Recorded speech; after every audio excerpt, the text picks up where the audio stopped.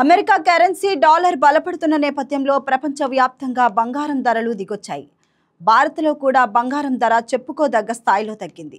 పెళ్లిళ్ల season కొనసాగుతున్నా కూడా ధరల్లో కోత పడింది.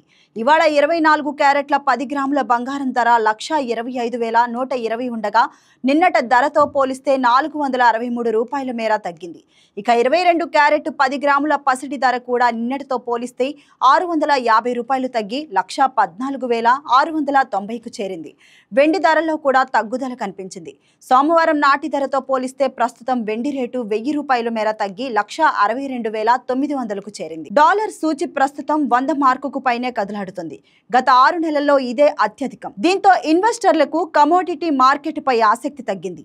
ఈ నేపథ్యంలో వచ్చే నెలలో జరిగే అమెరికా ఫెడరల్ రిజర్వ్ సమావేశాలపైనే అందరి దృష్టి నెలకొంది.